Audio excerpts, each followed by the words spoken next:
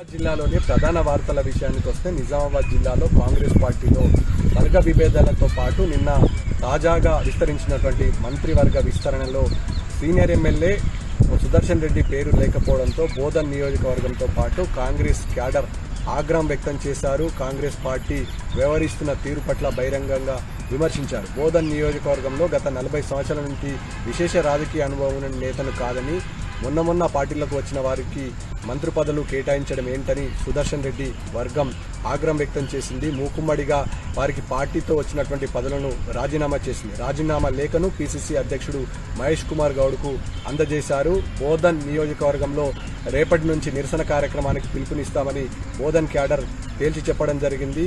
సుదీర్ఘ అనుభవం ఉన్నటువంటి సుదర్శన్ రెడ్డిని కాదని పార్టీకి అన్ని రకాలుగా సహాయ సహకారాలు అందించినటువంటి నేతను విస్మరించడం ఏందని, కేవలం కాంగ్రెస్ పార్టీలో విధేయులకు సంబంధం లేకుండా మంత్రి పదవులు అప్పజెప్తున్నారని, లాయల్టీలకు సంబంధం లేదు, కేవలం లాబిస్టులకు మాత్రమే పదవులు అప్పజెప్తున్నారని ఈ నేపథ్యంలో పిసిసి అధ్యక్షుడు మహేష్ కుమార్ గౌడ్తో పాటు ఇక్కడ ఉన్నటువంటి కాంగ్రెస్ వ్యవహారాల ఇన్ఛార్జ్ జయంతి నటరాజన్ జోక్యం చేసుకుని తక్షణమే మంత్రి పదవిని సుదర్శన్ రెడ్డికి అప్పజెప్పాలని, స్థానిక సంస్థల ఎన్నికల లోపల మంత్రి పదవి సుదర్శన్ రెడ్డికి కేటాయించకపోతే మూకుమ్మడిగా రాజీనామా చేయడంతో పాటు బోధన్ నియోజకవర్గ కేంద్రంలో పెద్ద ఎత్తున నిరసన కార్యక్రమాలు చేపడతామని హెచ్చరించారు. ఈ నేపథ్యంలో కాంగ్రెస్ వర్గ పోరుపై జిల్లాలో ఇటు బోధన్ నియోజకవర్గంతో పాటు ఉమ్మడి నిజామాబాద్ జిల్లా వ్యాప్తంగా కాంగ్రెస్ నాయకులు ఆగ్రహం వ్యక్తం చేశారు.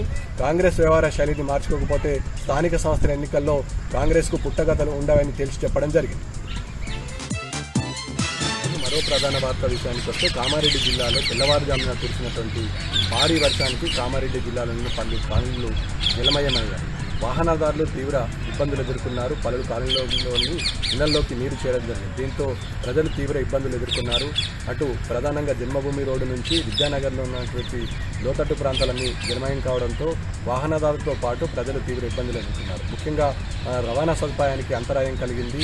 లోతట్టు ప్రాంతాలు పూర్తి స్థాయిలో జలమయం కావడంతో అటు వృద్ధులు పిల్లలు బయటకు వెళ్లడం కష్టంగా మారింది. ఈ నేపథ్యంలో డ్రైనేజ్ వ్యవస్థ అస్తవ్యస్తంగా ఉండడం వల్ల ఇలాంటి పరిస్థితి దాపరించిందని, కనీసం మున్సిపల్ అధికారులు ఇటువైపు కన్నెత్తి కూడా చూడలేదని, భారీ వర్షాల వల్ల ప్రజలు ఇబ్బంది పడుతుంటే ప్రభుత్వం ఏం చేస్తుందని నిలదీసిన పరిస్థితి స్పష్టంగా కనబడుతుంది. రోడ్లు డ్రైనేజీలను సక్రమంగా మరమ్మతులు చేయకపోవడం వల్ల వాహనదారులతో పాటు ప్రజలు తీవ్ర ఇబ్బందులు ఎదుర్కొంటున్నారు.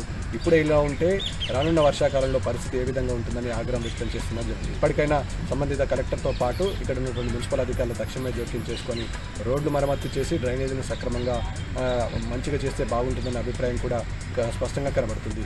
కామారెడ్డి జిల్లా వ్యాప్తంగా విస్తారంగా 2 రోజుల పాటు వర్షాలు ఉండడంతో